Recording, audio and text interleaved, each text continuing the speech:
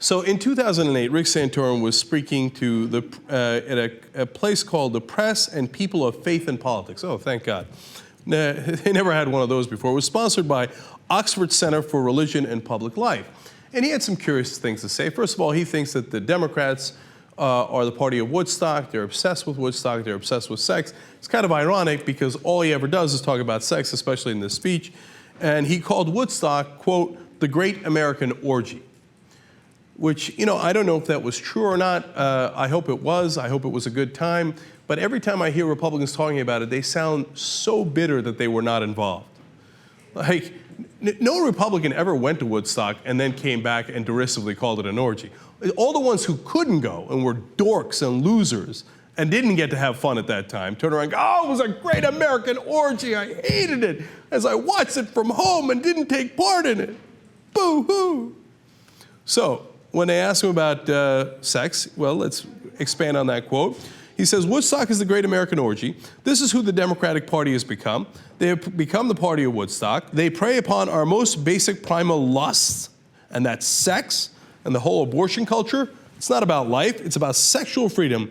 That's what it's about. Homosexuality, it's about sexual freedom. Now, a couple points in there. Number one, when's the last time you heard a Democrat talking about sex? Almost never, right? Do they ever come out and say, we're the pro-sex party? We loved Woodstock because it was such a great orgy? No, Democrats run from that issue. Now, I don't know why they do, because the country is actually massively in favor of sex. In fact, all of humanity is in favor of sex. But Democrats being who they are, they run. Who are the only people who actually talk about sex in politics? Republicans. They're obsessed with it. But Rick Santorum does projection there. Oh, Democrats are the party of sex, et cetera, et cetera. Point number three, I thought you were for freedom.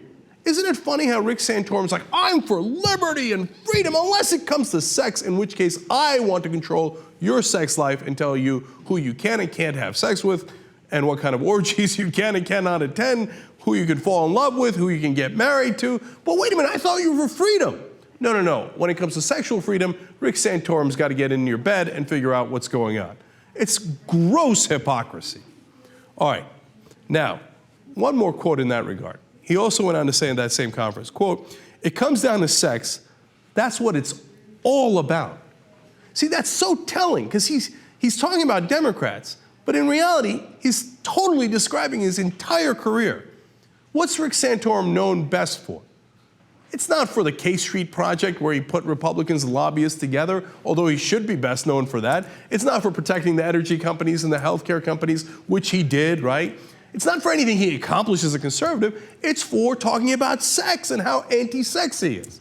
Now, this is the other thing that drives me crazy. One, they're the ones that are obsessed with sex. But number two, Democrats, you know which portion of the country is in favor of sex? 100% of the country. This is not a losing issue for you. This is a winning issue for you, if you would ever embrace it. Now, I'm not saying the Democratic politicians should go out and be like, yeah, I'm in favor of orgies, let's get it on. No, but you don't have to run from the issue. When these moralists like Rick Santorum come, when these homophobes, these regressive people, we had a naming contest for Rick Santorum's Secret Service code name last night on the Current Show. Aqua Buddha came up with my favorite, Church Lady. That's what this guy is. He's the church lady, okay? When this guy comes calling, you should knock him to the other side of the country, man. It's such a winning issue for you. Now, I mean, this guy's trying to decide what kind of sex you should have. Americans hate that, man. They don't want this guy in their bedroom. Who wants Rick Santorum in their bedroom? I'm not sure Mrs. Santorum wants that. Now, final part of this is when he talks about Christianity. And he says that basically there is no such thing as a liberal Christian. Let me give you the quote. But is there such a thing as a sincere liberal Christian, which says that we basically take this document and rewrite it ourselves? Is that really Christian? That's a bigger question for me. And the answer is no, it's not. I don't think there is such a thing. Now, he says there are no such thing as liberal Christians. I guess you're going to have to tell Jimmy Carter that. You're going to have to tell Martin Luther King Jr. that. You're going to have to tell Jesus Christ that. Because Jesus Christ makes everybody else look like an absolute conservative by comparison. There was no bigger liberal in the history of the world than Jesus Christ. He said, give all your money, everything to the poor. He said there's a better chance of a rich man for a camel passing through the eye of a needle than a rich man getting into heaven. Jesus Christ wanted you to give everything up for the poor, the needy, prostitutes, etc. And the irony here is that Rick Santorum perverts the Bible for his own political purposes and then turns around and says anyone who misreads the Bible, perverts the Bible, is not a real Christian. But Rick, that's you. While you protect the rich and you pretend to be a Christian, you're doing the exact opposite. You're not a Christian at all.